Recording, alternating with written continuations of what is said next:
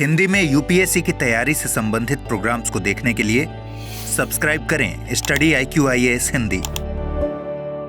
Hello दोस्तों, स्वागत है आप सबका स्टडी IQ IAS हिंदी पे। मैं ललिता दहिया। दोस्तों, स्क्रीन टाइम, बच्चों में स्क्रीन टाइम आज वर्तमान की एक बड़ी समस्याओं में से एक है। आप हर घर में माँ बाप को इस बात से जूझते हुए देख सकते हैं कि बच्चों का स्क्रीन टाइम कैसे कम किया जाए। आज हम इस पूरी की पूरी परिचर्चा पे जिक्र करेंगे कि स्क्रीन टाइम बढ़ने के कारण क्या हैं, क्या इसके परिणाम हैं और क्या सुझाव हो सकते हैं स्क्रीन टाइम को कम करने के। और कुछ हम साइंटिफिक रिपोर्ट्स की भी बात करेंगे कि कितने स्क्रीन टाइम को सुनिश्चित किया जा सकता है अलग अलग एज ग्रुप के बच्चों के संदर्भ में। आज वर्तमान में कम उम्र में ही बच्चों के पास स्मार्टफोन है। घरों में टीवी, टैबलेट्स, वीडियो गेम्स जैसी तकनीकी उपकरणों के चलते जो बच्चे हैं उनका स्क्रीन टाइम बहुत तेजी से बढ़ा है। यदि हम बात करें एक वर्तमान रिपोर्ट की, कई अध्ययनों में यह पाया गया है कि बच्चों का स्क्रीन टाइम प्रतिदिन 2 घंटे से ज्यादा है।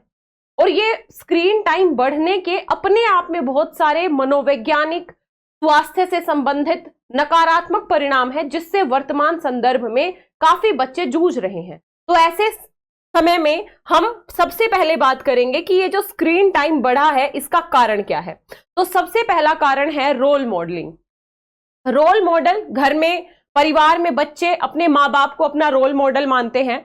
यदि माँ बाप का ही स्क्रीन टाइम बहुत ज्यादा है, वो बच्चों को हर समय मोबाइल में, लैपटॉप में, टैबलेट में, टीवी में उलझे हुए दिखेंगे, तो बच्चों का साइकोलॉजिकली प्रोग्रामिंग क्या कहेगा कि ये बहुत अच्छी चीज है, हमें भी देखना चाहिए, है ना। तो ये रोल मॉडल की जो अवधारणा है ये अपने आप में बहुत खतरनाक है, बहुत घातक है। और ये रोल मॉडल की बात क्यों कही, क्योंकि केवल बच्चों में ही स्क्रीन टाइम का इशू नहीं है। आज जो पेरेंट्स हैं, अभिभावक हैं, जो बड़े लोग हैं, उनमें भी स्क्रीन टाइम का मुद्दा बहुत ही गंभीर चुनौती बन चुका है। विशेष तौर पे यदि आप रील्स वगैरह की अवधारणा देखोगे तो 4-4, 5-5, 6-6 घंटे तक आप प्रतिदिन स्क्रीन टाइम का आकलन कर सकते हो। और आजकल तो ऐसे स्मार्टफोन आ चुके हैं जो A to Z कैलकुलेट करके बता देता है कि आपने सुबह से लेकर रात 12 बजे तक कितने घंटे फोन देखा है। तो यदि अपने बच्चों को आपको सिखाना है कि स्क्रीन से कैसे दूर रहे, सबसे पहले आपको खुद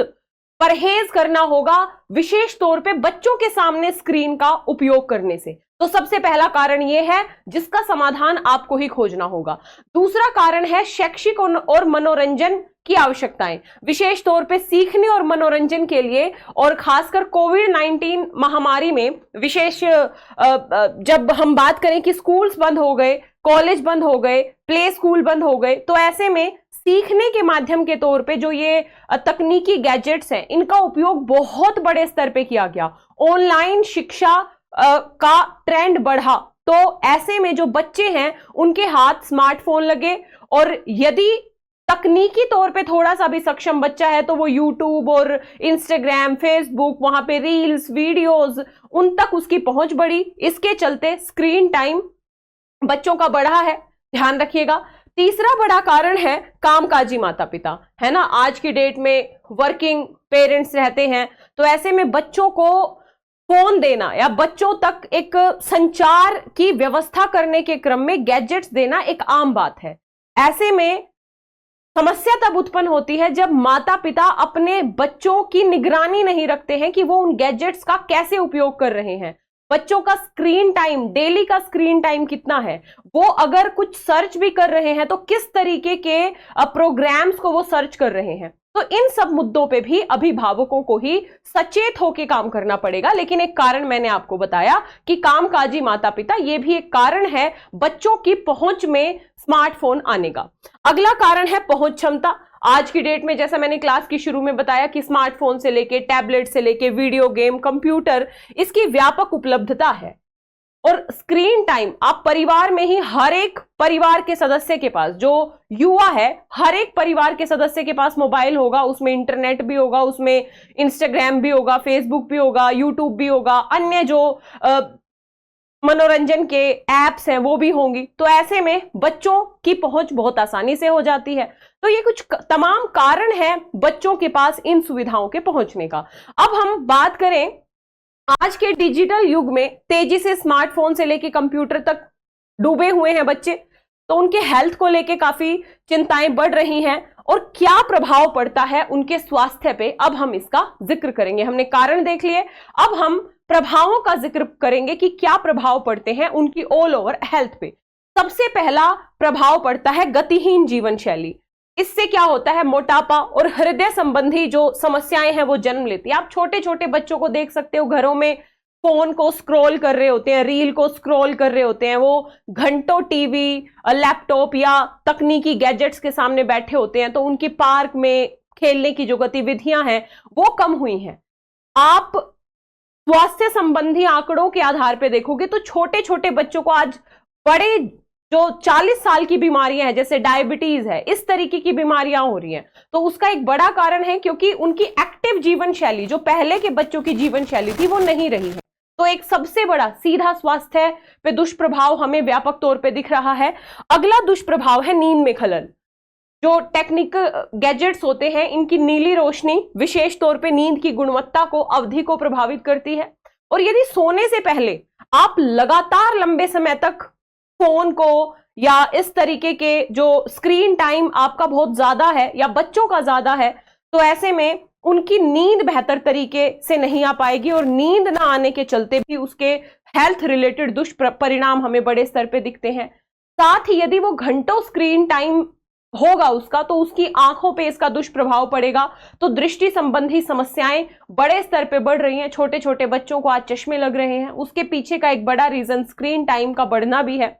अगला मुद्दा है व्यवहार संबंधी मुद्दे। बच्चे आज कम धैर्य वाले हो गए हैं। आप लोगों ने आजकल एक बड़ा ट्रेंड देखा होगा, बच्चों में बड़ी वीडियोस बच्चे पसंद नहीं करते, उनको रील्स पसंद आती हैं। और उन रील्स में भी अगर उनके इंटरेस्ट का है तो वो 60 सेकंड तक देखेंगे, अदरवाइज ऐसे ऐसे स्क्रॉल करते रहते हैं। तो इससे क्या होगा, धैर्य बच्चे खो रहे हैं, आवेग में वृद्धि हो रही है। हम इस बात को तय करने में पीछे हो रहे हैं कि बच्चे देख क्या रहे हैं, उनका कंटेंट क्या है। तो ऐसे मुद्दों के चलते भी जो व्यवहारिक मुद्दे हैं, बच्चों जो व्यवहारिक समस्याएं हैं वो आ रही हैं। इसके साथ ही जब बच्चा बड़ा होता है तो वो बोलना, बातचीत करना जब सीखता है तो आमने सामने की बातचीत से उसकी भाषा प्रवणता विकसित होती है। वो जब बच्चा स्क्रीन टाइम में ही लगा रहेगा, फोन्स में ही लगा रहेगा और इंटरेक्शन कम करेगा दूसरे लोगों से, तो उसकी भाषा प्रवणता विकसित नहीं हो पाएगी।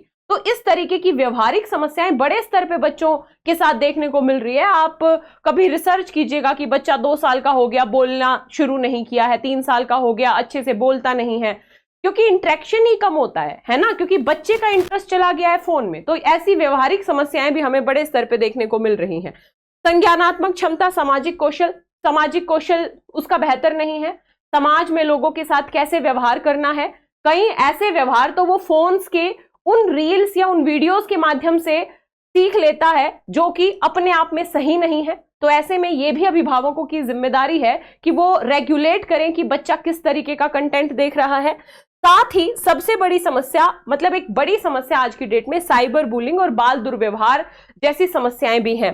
धमकाने और दुर्व्यवहार की घटनाएं बढ़ रही हैं। युवा लड़कियां इसके प्रति विशेष तौर पे ज्यादा संवेदनशील हैं। आप लोगों ने, अगर आप मूवीज देखते हैं तो एक क्रिमिनल जस्टिस 3, आई थिंक नहीं, क्रिमिनल जस्टिस 3 नहीं है, एक वेब सीरीज है, मैं उसका नाम भूल रही हूं। उसमें वो लड़की इंस्टाग्राम पे उसकी इतनी ट्रोलिंग होती है कि वो सुसाइड कर लेती है ना।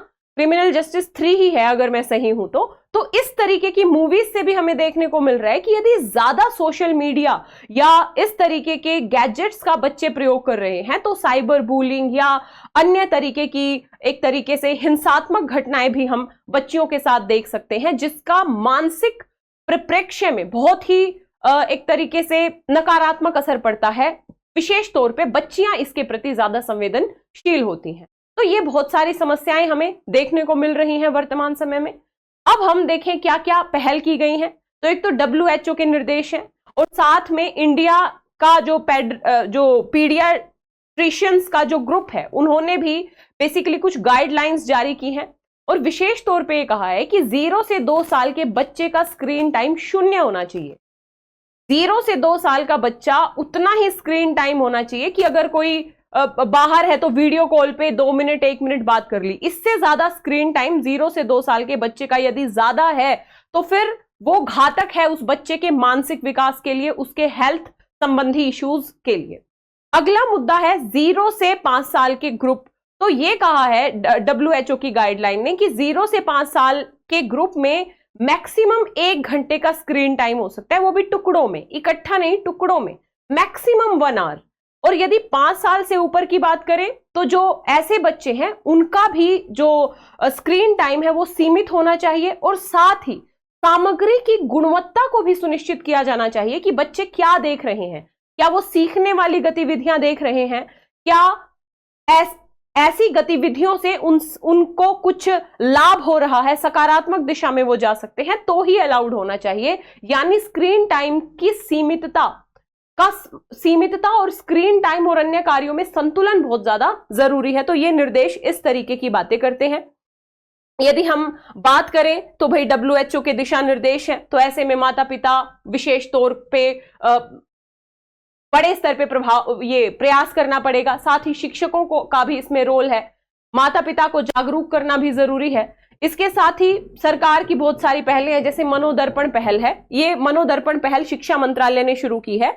छात्रों को मानसिक स्वास्थ्य और भावनात्मक कल्याण के लिए सामाजिक सहायता प्रदान करने की दिशा में यह पहल शुरू की है शिक्षा मंत्रालय ने। साथ ही एक पहल है महिलाओं और बच्चों के खिलाफ साइबर अपराध रोकथाम योजना है गृह मंत्रालय की। यदि इसका उद्देश्य है जो महिलाएं हैं, जो बच्चियां हैं, जो साइबर अपराधों के खिलाफ एक तरीके से पीड़ित हैं, उनकी बड़े स्तर पे हेल्प करना, एक सुरक्षित वातावरण उनको सुनिश्चित करना। अब हम बात करें कि क्या करना पड़ेगा स्क्रीन टाइम को कम करने के लिए, तो मैं अपनी इस वीडियो के बीच में कई बार सबसे बड़े आधार की बात कर चुकी हूं, और वो है पेरेंट्स, वो है अभिभावक। यानी जोखिमों को कम करना पड़ेगा, रणनीतियों में सीमा निर्धारित करनी पड़ेगी, और स्क्रीन जो उपयोग है उसकी क्वालिटी को बढ़ाना पड़ेगा। ध्यान रखिएगा, क्वांटिटी को नहीं, क्वालिटी पे बात करनी पड़ेगी। जो कंटेंट बच्चे देख रहे हैं क्या वो उनके लिए यूजफुल है, और क्या उनकी एज ग्रुप के हिसाब से वो कंटेंट है, तो ये सारी चीजें सुनिश्चित करनी पड़ेंगी। साथ ही हमें एक स्क्रीन मुक्त क्षेत्र बनाना पड़ेगा, यानी घर में एक ऐसा एटमॉस्फेयर क्रिएट करना पड़ेगा। काफी सारे रिसर्चर्स इस बात की बात करते हैं कि कम से कम अभिभावक खाने के समय, सोने के समय स्क्रीन से दूर रहें, या जब बच्चे उनके आसपास हो तो वो स्क्रीन का कम से कम उपयोग करें, ताकि बच्चों के मनोविज्ञान पे ये बात स्थापित ना हो कि स्क्रीन का उपयोग करना बहुत सामान्य है। अगर क्योंकि रोल मॉडल के तौर पे बच्चे अपने माँ बाप को ही देखते हैं कि माँ बाप अगर उसका प्रयोग कर रहे हैं तो हम भी इसका प्रयोग करेंगे, तो इसमें कोई गलत बात नहीं है। तो ये जिम्मेदारी बनती है अभिभावकों की। साथ ही ध्यान रखिएगा, यानी परिवारों को खुद सक्रिय होना पड़ेगा, शिक्षित होना पड़ेगा, और बच्चों के लिए जो अन्य गतिविधियों में इन्वेस्टमेंट करना पड़ेगा। ध्यान रखिएगा, बच्चों को आप पार्क लेके जाइए, उनके साथ आप टहलिए, उनको आउटडोर एक्टिविटीज में आप पार्टिसिपेट कराइए। और विशेष तौर पे पेरेंट्स की जिम्मेदारी है कि वो डेली अपने बच्चों के स्क्रीन टाइम को चेक करें कि कितना स्क्रीन टाइम है बच्चों का, और कंटेंट क्या है, उनकी सर्च हिस्ट्री को देखें, क्योंकि बच्चे ऐसी अवस्था में होते हैं जहां उन्हें सही गलत की जानकारी नहीं होती, और ऐसे में ये जो स्क्रीन है, ये जो आधुनिक तकनीक है, इसके यदि लाभ हैं तो इसके नुकसान भी हैं। लाभ हैं इसके, ये शैक्षणिक दृष्टि से बच्चे की बड़े स्तर पे हेल्प कर सकता है, तकनीक सीखने में बच्चे की हेल्प कर सकता है, लेकिन यदि इसका नकारात्मक प्रयोग हुआ तो ये बच्चे के भविष्य को खा भी सकता है। तो ऐसे में जिम्मेदारी सबकी बनती है, हम सबको मिलके स्क्रीन टाइम को कम करने के विशेष तौर पे प्रयास करने पड़ेंगे। तो ये जो मुद्दा है दोस्तों, ये मुद्दा आपके पेपर 1 के सोसाइटी वाले सेगमेंट के लिए काफी ज्यादा महत्वपूर्ण है। आपसे इस तरीके का कोई क्वेश्चन पूछा जा सकता है, जैसे क्वेश्चन पूछा जा सकता है, बच्चों को दुलारने की जगह अब मोबाइल फोन ने ले ली है, बच्चों के समाजीकरण पर इसके प्रभाव की चर्चा कीजिए। यानी बच्चों के समाजीकरण पे मोबाइल या स्क्रीन टाइम वगैरह का क्या नेगेटिव इंपैक्ट पड़ रहा है, उसकी बातों के आधार पे सोसाइटी में आपसे क्वेश्चन पूछा जा सकता है। ध्यान रखिएगा। तो ये एक छोटा सा मुद्दा था। यदि चर्चा अच्छी लगी हो तो वीडियो को लाइक, शेयर, कमेंट जरूर करें। साथ ही यदि आप 2025, 26 या 27 में यूपीएससी का अटेम्प्ट देना चाहते हैं और बेहतर तरीके से प्रिपरेशन करना चाहते हैं, तो स्टडी IQ IAS हिंदी के P2I बैच से जुड़ सकते हैं। ये 7 मई से शुरू हो रहा है।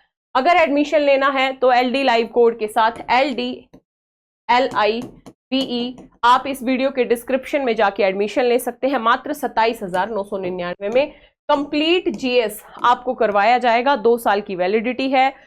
इसके साथ ही पूरा फाउंडेशन बैच जीएस कंप्लीट इसमें इंक्लूड है, PT, mains, interview, essay, CSAT, current affair सब कुछ इंक्लूड है। और जीएस का foundation batch, PT special, main special, interview special. तो देर किस बात की, फटाफट जाइए स्टडी IQ की ऐप है, वेबसाइट पे या इस वीडियो के डिस्क्रिप्शन में लिंक पे LD लाइव कोड का प्रयोग करके एडमिशन ले लीजिए। साथ ही यदि आप ऑप्शनल वैकल्पिक विषयों की तैयारी करना चाहते हैं, इतिहास और राजनीतिक विज्ञान और अंतरराष्ट्रीय संबंध यानी PSIR जैसे वैकल्पिक विषय शुरू हो रहे हैं 6 मई से। यदि एडमिशन लेना है तो LD लाइव कोड का प्रयोग करके आप एडमिशन ले सकते हैं। मात्र 14,999 में कंप्लीट वैकल्पिक विषय आपका कराया जाएगा। साथ ही मेरी क्लासेस से जुड़ने के लिए मुझे फॉलो करें, Telegram channel, Instagram, Facebook page सब सेम नाम से है, ललिता दहिया अकेडमी। यहाँ पे भी मुझे फॉलो कीजिए, ठीक है। तो आप अपना ख्याल रखिए, अपने आसपास के बच्चों का ख्याल रखिए और जितना आप सकारात्मक प्रयास कर सकते हैं इस दिशा में उतना प्रयास कीजिए। बाकी मिलेंगे इसी तरीके की अगली परिचर्चा में, तब तक के लिए जय हिंद, जय Bharat, all the best, thank you so much. Hindi में UPSC की तैयारी से संबंधित प्रोग्राम्स को देखने के लिए सब्सक्राइब करें स्टडी IQ IAS हिंदी।